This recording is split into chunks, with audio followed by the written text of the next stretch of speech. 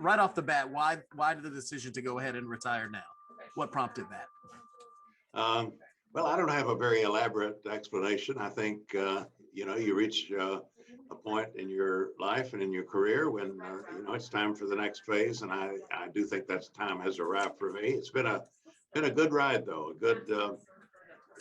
I'm very grateful to everybody who made it possible. That's probably the main thing I should stress, because I do owe this to the voters, of course, and to my staff who have helped give good service, I think, and good representation. And so I'm thankful for that, and ready for the next stage. Not quite ready, it's 15 more months, but we can now see that this term of service is going to come to a close, and I'll hand off the baton to the next person. Do you feel like you achieved everything you wanted to achieve? And if not, what's the one thing maybe that you wanted to achieve that you weren't able to accomplish? Well, that's not a hard question to answer. The answer is clearly no. I mean, if you're looking for a sense of closure in the job, this isn't the job for you. You're always going to have a sense of more that you want to do and more that should be done. And certainly in our country right now, I take a lot of satisfaction in things we've achieved, things here in the district, this 9-year effort to build the preeminent environmental lab in the country out in RTP. That's a tremendous achievement that I'm very proud of. And the National Guard and the Emergency Management Office in West Raleigh that we got out of the Recovery Act, and just dozens of local projects, SD Hall over at Shaw, the TROSA residential buildings there in Durham, the drug rehab organization, and on and on. That's one great thing about appropriations and about serving this district. People have lots of projects and lots of ideas about improving the community. So yes, those are things that I think have a lasting value. And we've made headway with my leadership positions. We've set up a commission that works with parliaments in emerging democracies. We want to see that work continue. I've brought back into production elderly housing for people with disabilities. The Hope 6, now called Choice Neighborhoods, a program to rehabilitate whole neighborhoods where we're putting housing on the front burner as a national issue. So those are achievements too. But look around. I mean, we had we had an insurrection on January the 6th.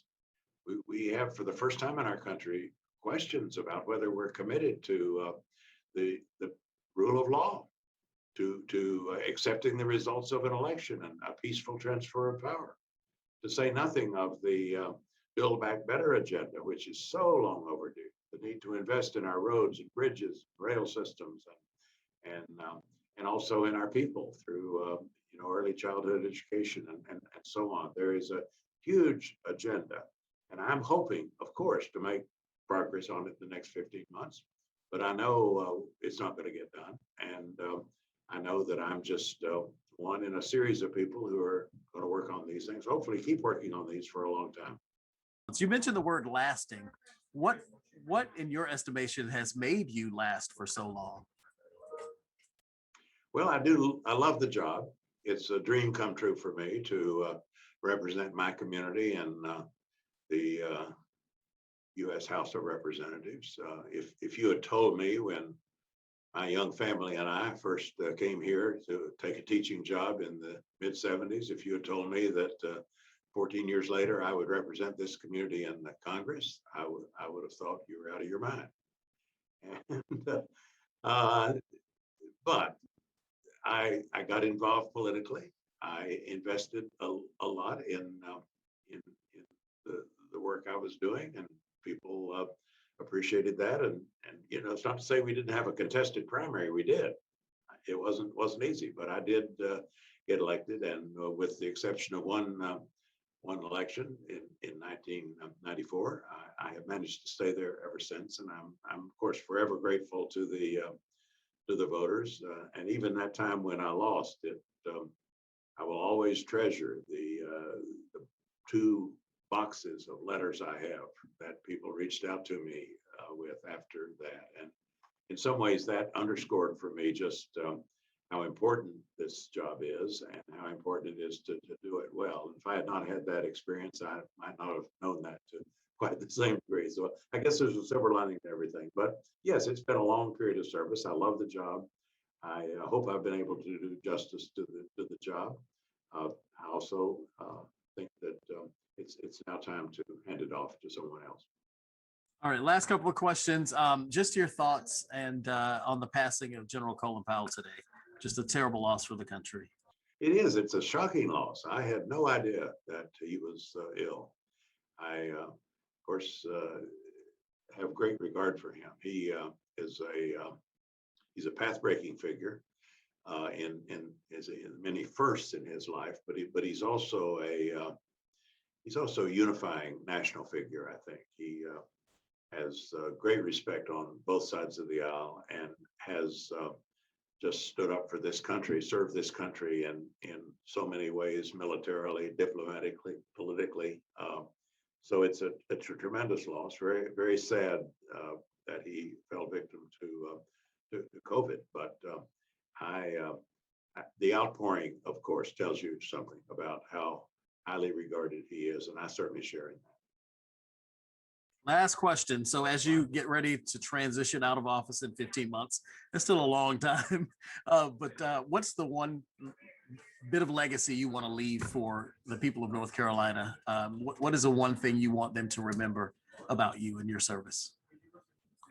Oh my, that's hard. I think people do remember things depending on what their own needs are and their values are. They may value different aspects. Let me just answer it this way. I've been entrusted with two leadership positions by my colleagues in the House, and one of them is a transportation and housing appropriations subcommittee, and the second is the leadership of this parliamentary commission, the House Democracy Parliamentary Strengthening Commission that works in developing countries. I want to leave both of those efforts. I believe in both of those efforts. I want to leave them in as strong a shape as possible.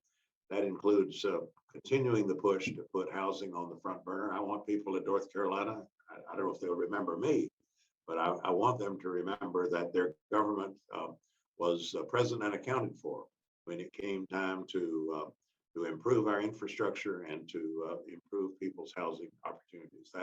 Those are essential functions of our federal government, not to do the job totally, but to be catalyst to getting that job done.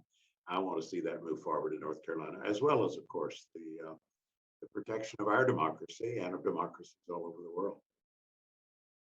Representative Price, thank you so much. I appreciate it. I'm sure you have a few more of these to go. So thank you. Well, thank you. Always glad to talk to you, and I will again, I'm sure.